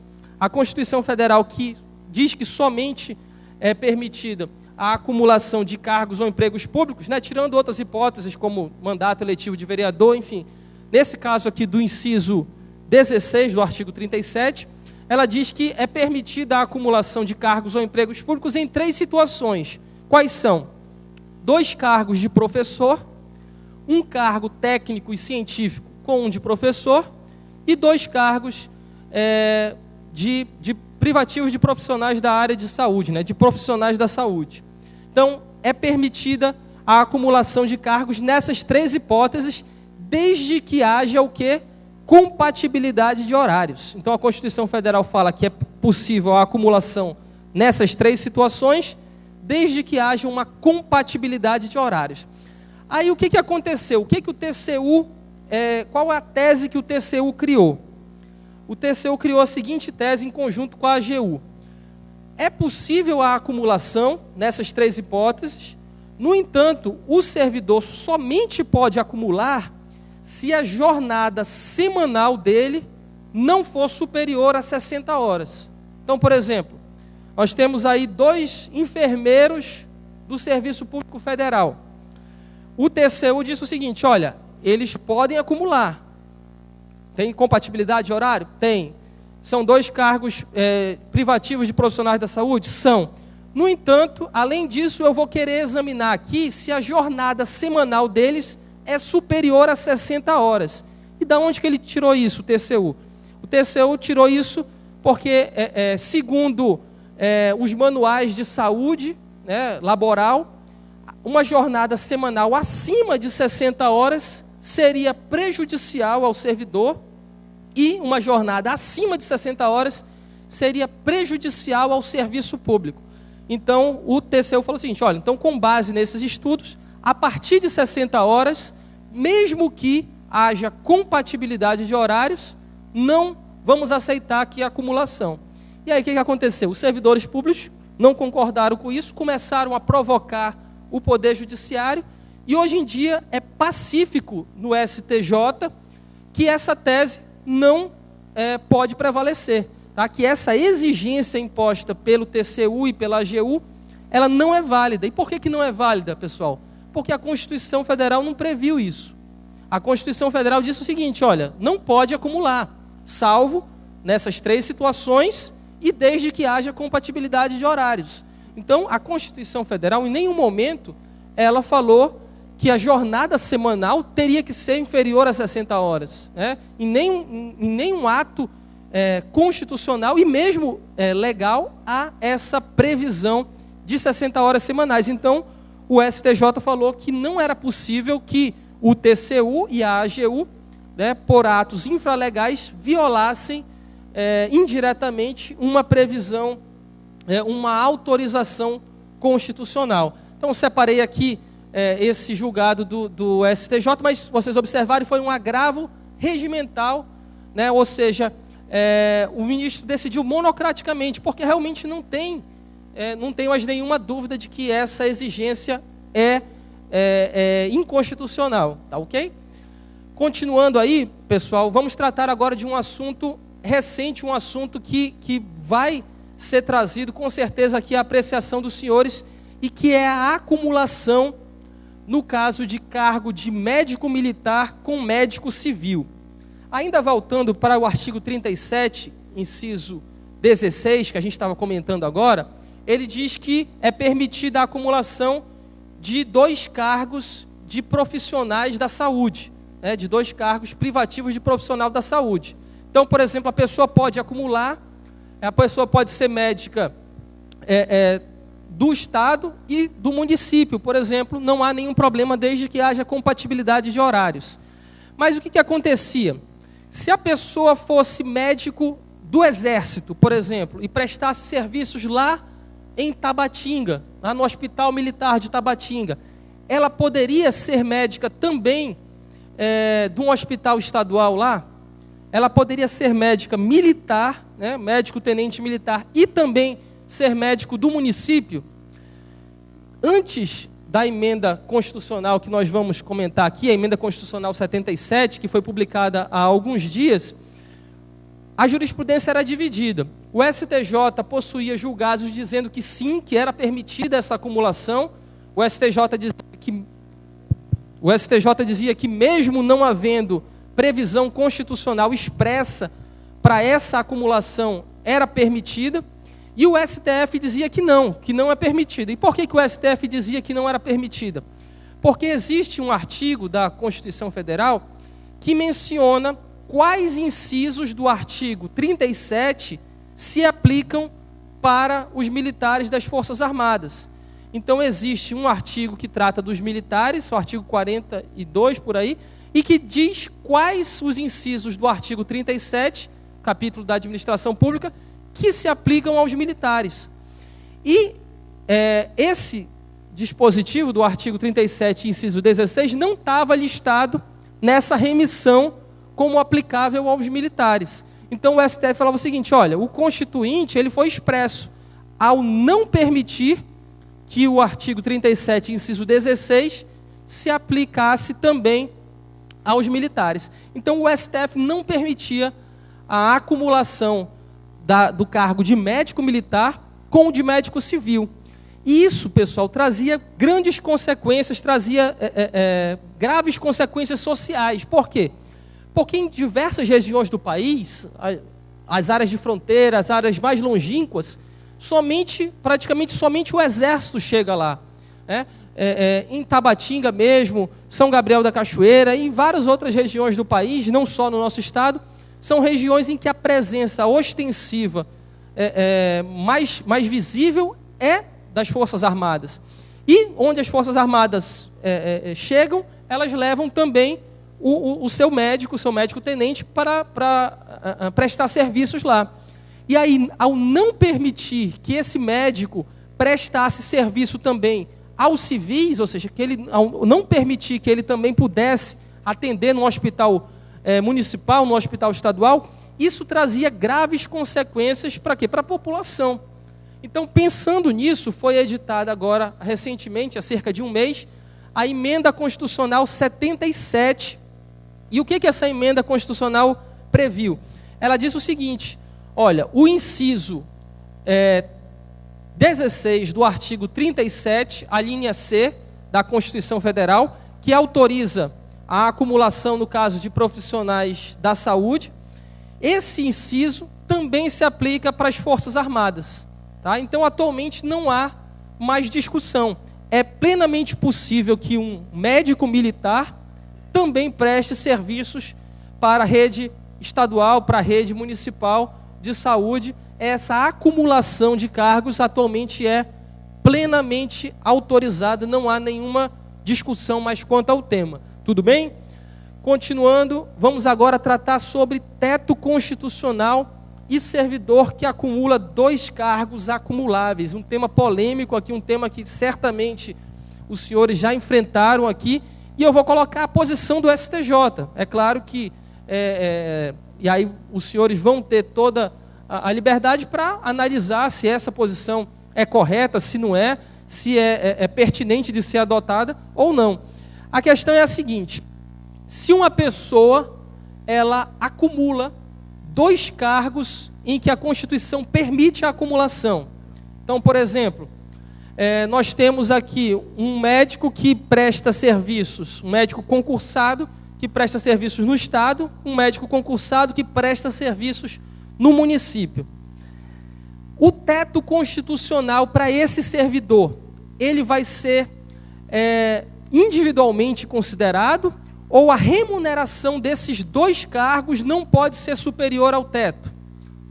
Então, se esse médico ele recebe, um exemplo fictício, 15 mil reais como médico do Estado, e recebe 15 mil reais como médico do município, ele vai ter que reduzir essa remuneração dele para se adequar ao teto, ou o teto vai ser considerado para cada um dos cargos individualmente considerados. Entenderam a problemática, pessoal?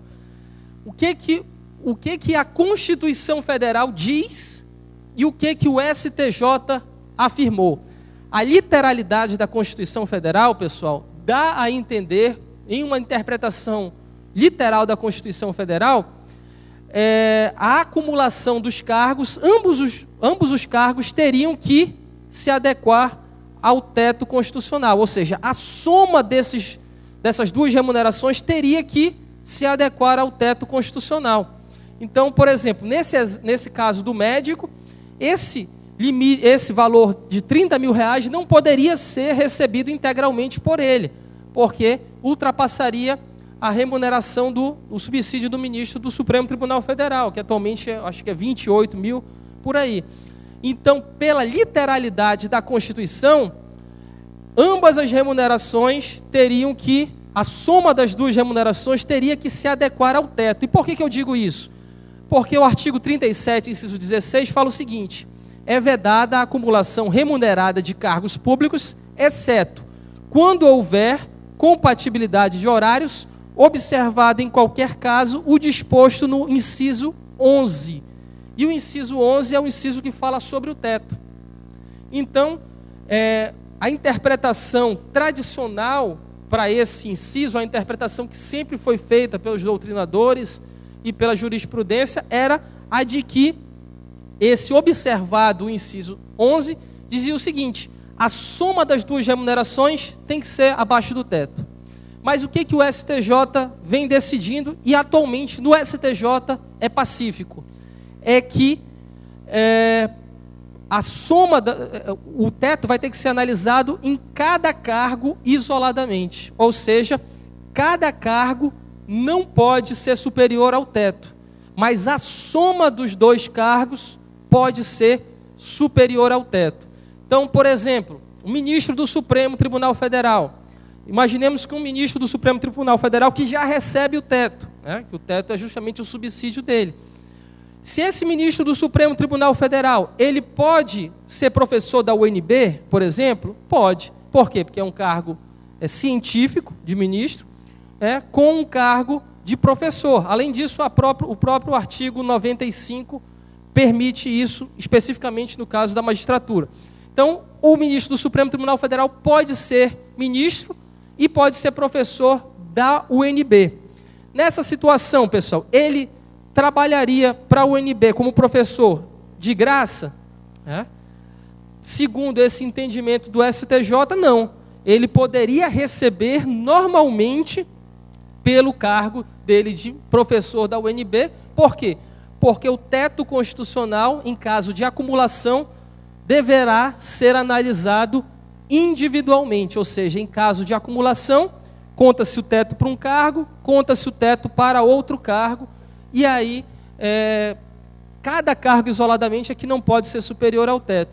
E aí os argumentos dos ministros do STJ são os mais diversos, falam na questão do enriquecimento sem causa, falam na questão de que seria uma interpretação absurda, uma vez que a Constituição permite a acumulação, e a Constituição Federal não está permitindo a acumulação para permitir o trabalho voluntário, né? Então, não se trata de trabalho voluntário. A Constituição Federal, ao permitir a acumulação, ela implicitamente estaria dizendo o seguinte: olha, é permitido o recebimento de 2 fontes superiores ao teto, porque senão a acumulação não seria permitida, né? Então, são vários os argumentos que aqui não cabe a gente expor pela exiguidade do tempo, mas quem tiver interesse pode consultar. Existem precedentes recentíssimos, inclusive precedentes da primeira sessão do STJ, que aqui trata de direito público e que reúne a primeira e segunda turmas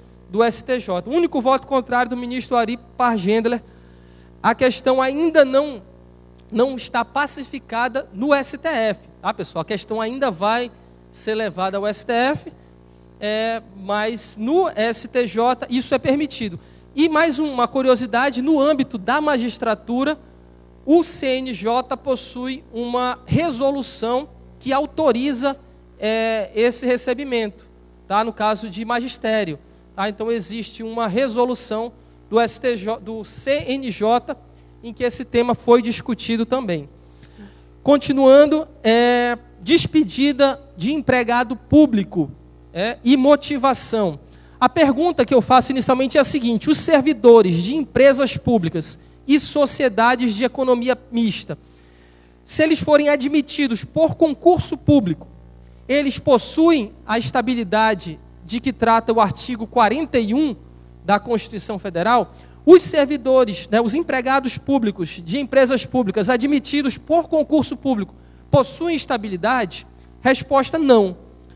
Então, os empregados públicos, mesmo que admitidos por concurso público, não gozam de estabilidade, ou seja, eles podem ser demitidos fora das hipóteses previstas para os servidores estatutários. Até aí tudo bem, é a lição tradicional que não há nenhuma dúvida, qualquer manual de direito administrativo traz isso. A novidade vem agora, pessoal. Isso significa que os empregados das empresas públicas e sociedades de economia mista podem ser demitidos sem motivação? O fato de eles não terem estabilidade significa que, mesmo sem motivação, eles podem ser demitidos? O STF, em sede de repercussão geral, decidiu que não. Tá? É necessária a motivação, ou seja, apesar de não gozarem de estabilidade, é necessário que a empresa pública, ao demitir um empregado público, faça a devida fundamentação, ou seja, exponha as razões pelas quais ele está demitindo aquele servidor. E para isso, pessoal, é necessária a deflagração de processo administrativo no qual seja assegurado ampla defesa e contraditório.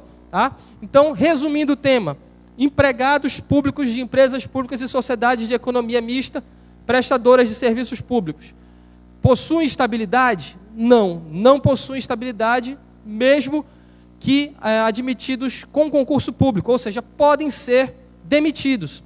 No entanto, o STF disse o seguinte, que para que sejam demitidos é indispensável a motivação, e para isso é necessária a abertura de processo administrativo no qual seja assegurada ampla defesa e contraditório. Por que isso, pessoal? Porque, segundo o STF, o regime aplicável aos empregados públicos de empresas públicas e sociedades de economia mista prestadoras de serviços públicos é um regime híbrido. Por que regime híbrido? Porque ele se vale tanto de normas de direito privado, como também normas de direito público. E isso também visa assegurar a isonomia e a impessoalidade. Então, só para finalizar com um exemplo, os Correios possuem natureza jurídica de empresa pública, uma empresa pública prestadora de serviços públicos. Se um carteiro dos Correios, admitido por concurso público, tiver que ser demitido, vai ser necessário que a administração faça o quê? Instaure um processo administrativo, assegure contraditório e ampla defesa e, no ato de demissão, exponha as razões pelas quais ele está sendo demitido. Essas razões, obviamente, podem ser apreciadas pelo Poder Judiciário. Ok? É o plenário do STF, aqui no RE 589.998 de 2013, esse julgado. Continuando aqui, pessoal, um tema ainda relacionado com servidores públicos e aposentadoria. Os servidores públicos que ocupam exclusivamente cargo em comissão, eles estão submetidos à aposentadoria compulsória aos 70 anos. Né? Então, se o servidor público ele ocupa um cargo exclusivamente em comissão, ao completar 70 anos, ele tem que deixar a administração pública, tem que ser aposentado compulsoriamente? Resposta, não. Os servidores públicos que ocupam exclusivamente cargos em comissão, eles não se submetem ao mesmo regime de previdência social dos servidores estatutários. Ou seja, eles não se submetem à regra prevista no artigo 40, parágrafo 1º, inciso 2º, que traz a aposentadoria compulsória. Então, servidores ocupantes de cargo exclusivamente em comissão, mesmo após os 70 anos, podem continuar na administração pública. Julgado do STJ, também aí de 2013. Por fim, pessoal, esse tema bastante interessante também, que os senhores com certeza enfrentam diariamente aqui no Tribunal de Contas, e é o seguinte: se o servidor público ele recebe indevidamente, por erro da administração, por falha na interpretação da lei pela administração, se esse servidor ele recebe uma gratificação e ao final, mais à frente, descobre-se que essa gratificação, que esse pagamento foi ilegal, a administração pública ela pode cobrar esse valor do servidor de volta. O servidor tem o dever de restituir essa quantia. Então vamos dar um exemplo. Determinado órgão entende que, por meio de um parecer da sua assessoria jurídica, entende que deve pagar uma gratificação para os servidores daquele órgão. E aí efetivamente paga esses valores, essa gratificação aos servidores. Mais à frente, 1, 2 anos depois, o entendimento sobre aquele tema muda e chega-se à conclusão de que aquela gratificação paga, ela é indevida, ela não deveria ter sido paga aos servidores. Os servidores que receberam essa gratificação por um erro da administração, por uma falha na interpretação da lei da administração, eles têm o dever de restituir essas quantias? Resposta, não. Há entendimento pacífico do STJ e do STF é de que não existe esse dever de restituir por parte dos servidores públicos quando a administração interpreta erroneamente a lei e paga uma gratificação, e esse servidor público recebe essa gratificação presumivelmente de boa fé. Ora, se a administração pública disse que aquela gratificação é devida, que aquela gratificação tem que ser paga, existe uma presunção de legalidade, de legitimidade, de veracidade no ato administrativo. Então, o servidor público que recebeu essa quantia, ele não tem o dever de restituir, até porque essas verbas se enquadram como verbas alimentares e, portanto, são irrepetíveis. Então, esse é o entendimento tanto do STJ como do TCU e da AGU. O TCU possui, inclusive, o TCU e a AGU possuem, inclusive, súmulas que pacificam internamente esse tema. Então, o TCU possui uma súmula afirmando, em outras palavras, isso, e a AGU também não ingressa com cobranças judiciais por conta dessa situação, porque é um entendimento pacificado e os procuradores são, os advogados da União, são autorizados a não recorrer, não contestar e não cobrar nesses casos específicos. Mas vamos mudar um pouco o exemplo, e aí eu prometo que é para finalizar. Se o servidor público recebe valores, mas dessa vez não são valores pagos pela administração, administrativamente, são valores recebidos por força de decisão judicial. Então, por exemplo, o servidor entra com um pedido administrativo para receber uma determinada quantia. A administração nega esse pedido. Então, administrativamente, o requerimento é negado. Aí, o que o servidor faz? Ele ingressa com uma ação judicial pleiteando esses valores. O juiz concede uma tutela antecipada, né? Mesmo aí no caso há uma vedação legal para isso, mas algumas vezes acontece, concede uma tutela antecipada, ou então numa sentença ele determina o pagamento desses valores.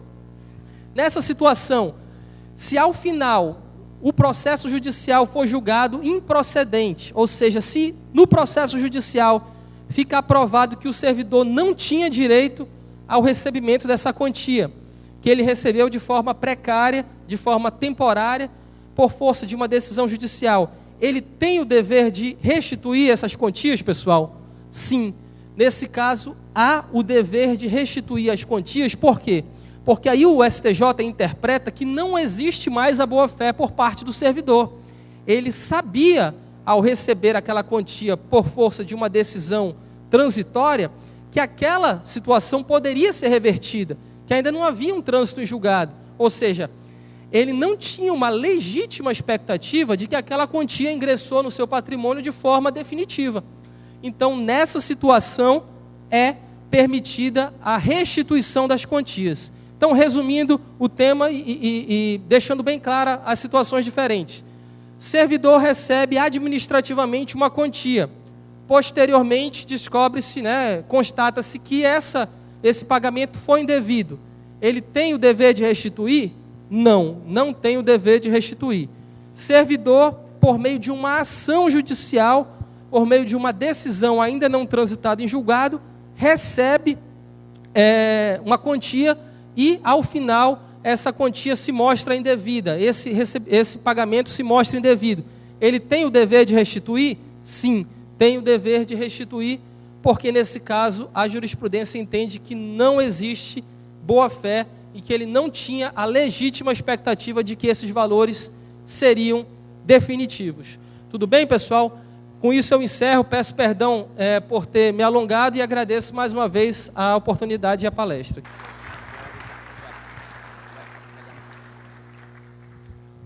Bom,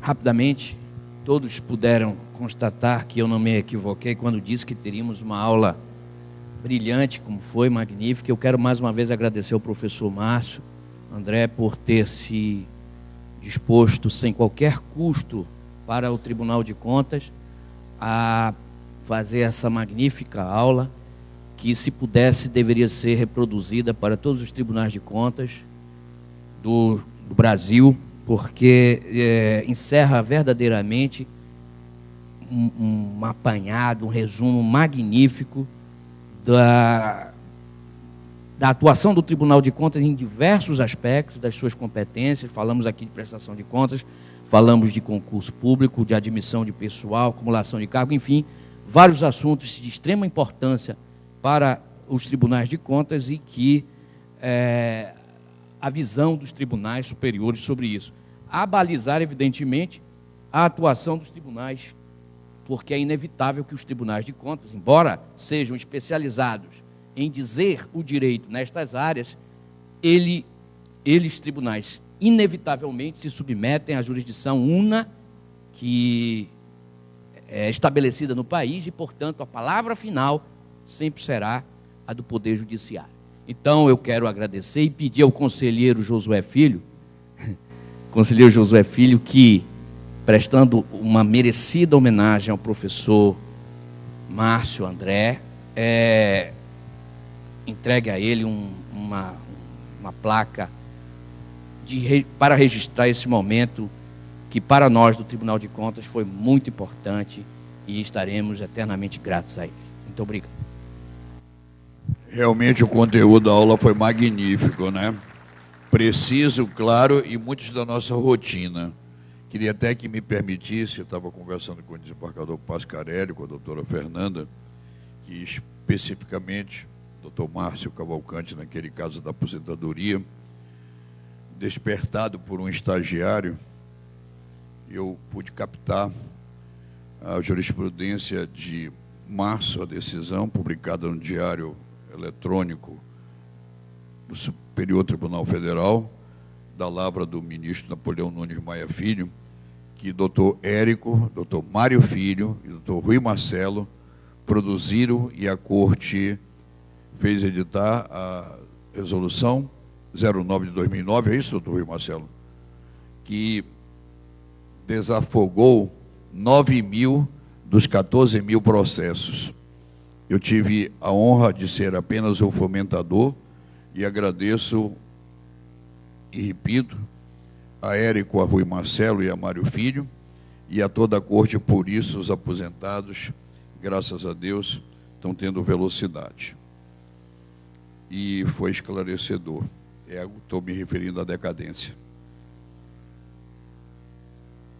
O Tribunal de Contas do Estado do Amazonas e a Escola de Contas Públicas agradece a Vossa Excelência, Excelentíssimo Dr. Márcio André Lopes Cavalcante, juiz federal, pela participação na solenidade de abertura das atividades da Escola Pública de Contas, do TCEAM, proferindo a palestra Jurisprudência Atualizada dos Tribunais Superiores em temas de direito administrativo, uma perspectiva para os tribunais de contas.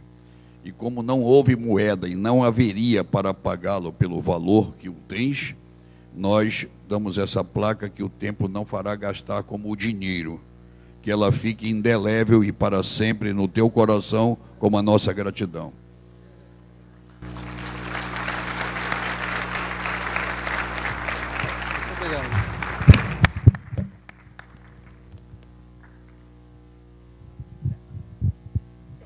Eu só queria mais uma vez agradecer, né? Foi uma honra para mim. O Tribunal de Contas, né, vem desempenhando um papel brilhante, né, um papel muito atuante, tanto o Tribunal de Contas como o Ministério Público de Contas, né? E aqui eu tenho grandes amigos, né? Vejo aqui, peço perdão de não ter, né, mencionado antes, o professor Rui Marcelo, o procurador Roberto, né, e tantos outros amigos aqui. Então é uma honra estar aqui, eu estou sempre à disposição, sempre que precisarem podem contar comigo, tá? Muito obrigado. Me pede o desembargador Wellington para me dizer que a nossa inveja é que edições futuras são sempre ampliadas e melhoradas. Queda-se, portanto, professor Armando, em meu nome e nosso, que a velhice queda-se a juventude. Muito obrigado, tenham todos um bom fim de semana. Doutor Érico já me passou a presidência para que eu encerre e que o faço cumprindo e desejando uma semana de paz junto à família e de muito amor. Bom dia a todos.